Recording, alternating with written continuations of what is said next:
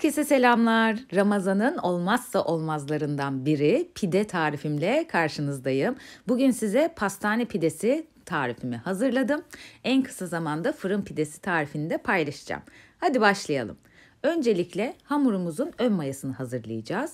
Bunun için yarım paket yaş maya, 3 yemek kaşığı toz şekeri bir kaba alıp 2 su bardağı ılık suyu üzerine ekliyorum. Bir karıştırıcı yardımıyla maya eriyene kadar karıştırıyorum. Sonrasında yanımda 1 kilo unum var. Ben bugün biraz fazla pide yapacağım. Bu unun içinden kaşıkla hazırladığım mayalı karışımın üzerini kapatıyorum. Bakın unla böyle bir 8-10 kaşık un ekledim. 15 dakikanın sonunda mayanın uyandığını görüyorum. Köpürüp böyle yukarıya doğru çıkıyor. Artık hamurumu hazırlayabilirim. Burayı öncelikle şöyle güzel homojen bir hale gelene kadar karıştırıyorum. Sonrasında diğer malzemelerimi ekleyeceğim. 1,5 su bardağı ılık süt ekliyorum. Pastane pidesinde hem su hem de süt kullanıyoruz ve yağ ekliyoruz. 1 su bardağından 1 parmak eksik sıvı yağ ekliyorum. Tekrar un alıyorum ve burayı yine biraz karıştırıyorum. Şimdi tekrar un ekleyeceğim. Ve hamurumun tuzunu ekleyeceğim bu unun üzerine. 1 yemek kaşığı tuz ekliyorum. Tuzu unun üstüne attığınız zaman çok daha homojen dağılıyor. Size de mutlaka böyle yapmanızı tavsiye ederim. Burayı da yine güzelce karıştırdıktan sonra artık çırpıcı gidiyor. Eller iş başına geçiyor.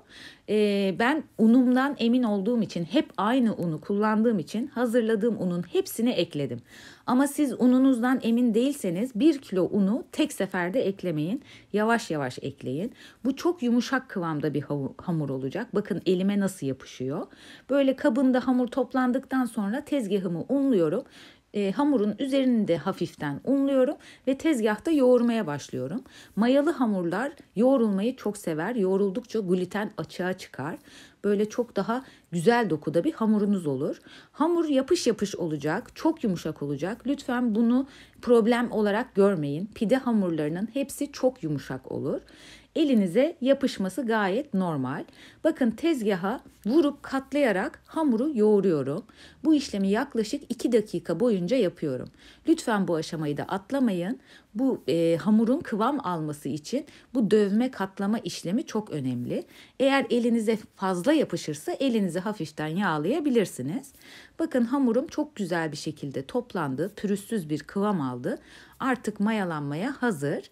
Hamur yoğurduğum kabın içine biraz zeytinyağı ekleyeceğim. Bu pide hamurlarında yağ ile çalışmanız hiç problem değil. Zaten hamurun içine de yağ ekledik biliyorsunuz. Öncelikle hamuru mayalandıracağım kabı güzelce yağlıyorum. Yağlı ellerle hamuru tuttuğunuz zaman zaten hiç yapışmıyor. Korkmayın, hamurla baş edebilirsiniz yani. En kolay kurtarıcı yağ. Bakın ben de elimi birazcık yağlıyorum. Hamurun altını kilitleme yapacağım şimdi. Bu şekilde mayalandırmadan önce böyle alttan elinizi kullanarak hamuru mutlaka kilitleyin. Ondan sonra mayalama kabına alıp güzelce mayalanması için dinlendirmeye başlayacaksınız. Mayalar sıcak ortamı seviyor. Ben fırınımı 50 derecede ısıttım. Sonra kapattım. Bir 10-15 dakika dinlendi. Ondan sonra fırına koydum. Yani sıcak direkt 50 derece fırına koymadım hamuru. Böyle üstüne streç filmi çektim. Fırının içinde 1 saatin sonunda hamur böyle coştu. Yani buna en doğru tabir bence coştu. Artık kabından taşacaktı. Şimdi bakın içinde nasıl güzel gazlar oluşmuş. Ben elimi bastırdıkça sağından solundan hava kabarcıkları nasıl şişiyor. İşte istediğim kıvam bu. Harika bir hamur hazırladım. Önce kabında böyle gazını bir spatula yardımıyla katlaya katlaya alacağım. Sonrasında tezgahımı yağlıyorum. Dediğim gibi pide hamurunda en büyük yardımcınız yağlar. Zeytinyağı kullanırsanız pidenizin lezzeti de çok çok güzel olur. Ya da zeytinyağı, ayçiçek yağı karışımı da olabilir. Sadece zeytinyağı istemezseniz. Bu şekilde hamuru tezgaha aldıktan sonra iyice gazını almak gerekiyor. Bakın ellerimle bastıra bastıra güzelce hamurun gazını alıyorum. Eğer hamurun gazını bu mayalanmadan sonra iyi almazsanız pideleriniz pişerken şekil bozukluğu yaşar. Yani siz düzgünce şekil verip fırına gönderirsiniz ama fırından çok şekli bozuk bir şekilde çıkar. Bunu istemediğim için ben de tezgahta hamurun güzelce gazını alıyorum. İyice bakın bastırıp yoğuruyorum. Zaten yağ ile çalıştığım için elime de hiç yapışmıyor. Çok rahat çalışıyorum. Böyle göz kararı, hani tartı kullanmadım. 4'e böldüm hamuru. Ama isterseniz tartı kullanıp eşit pidelerde yapabilirsiniz. Ben böyle göz kararı 4'e böldükten sonra bezeleme işlemi yaptım. Bezeleme işleminde de böyle elinize alıp alta doğru yine hamuru katlayın. Alt kısmını kilitlemeniz gerekiyor bezeleme yaparken. Eğer altını iyi kilitlerseniz pide piştikten sonra da altı böyle dümdüz olur. Altında çatlaklar oluşmaz. Yine tezgahta kilitliyorum iyice ve pişireceğim tepsiye alarak orada dinlendiriyorum hamuru. Bu aşamada da dinlendirmemiz gerekiyor çünkü. Yaklaşık bir 15 dakika, 20 dakika boyunca porsiyonladığım pide hamurlarının üstünü kapatıyorum ve dinlenmeye alıyorum. 15-20 dakikanın sonunda şekil vermek doğru oluyor. Bakın böyle hepsini örttüm. İlk hazırladığım pideden başlayarak şekil vereceğim. Şekil verirken de üzerine sürmek için bir yumurta sarısı ile 2 yemek kaşığı yoğurdu bir kasede çırptım. Elimle üstüne sürüyorum. Böylece şekil verirken de hamur elime yapışmıyor. Bakın dinlendiği zaman tekrar güzel bir mayalanma oluştu hamurda. Böyle güzel dinlendirirseniz mayalı hamurları hem piştiği zaman hiç maya kokmaz hem de yedikten sonra midenizi hiç rahatsız etmez. O yüzden lütfen her aşamayı harfiyen uygulayın. Siz de benim ulaştığım sonuca ulaşın. Sonuçta bir emek var. Hamura şekli verdikten sonra da tırnaklamaya geçiyorum. Klasik pide tırnaklaması. Artık bunu zaten hepiniz biliyorsunuz.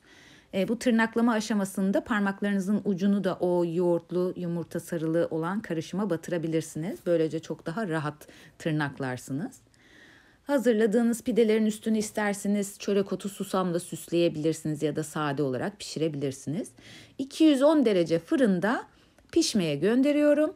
Böyle nar gibi kızarınca fırından çıkarıyorum ve hemen diğer pidemi pişmesi için gönderiyorum. Peş peşe bütün pideleri pişirip bir soğutma telinin üstüne alıyorum. Diğer pidelerin pişerken ben size iç dokusunu göstermek istiyorum. İçinde çok güzel boşluklar oluşmuş, böyle tam kıvamında pişmiş, yumuşacık bir pastane pidesi. Yani bunu yedikçe yiyesiniz geliyor, öyle söyleyeyim size. Aslında biraz tehlikeli bir tarif. Çok lezzetli ve iştah açıcı ve aynı zamanda da çok doyurucu. Eğer siz daha az kişiyseniz tarifi 2'ye bölerek daha az da yapabilirsiniz. İzlediğiniz için teşekkür ederim. Yeni videoda görüşene kadar kendinize iyi bakın. Hoşça kalın.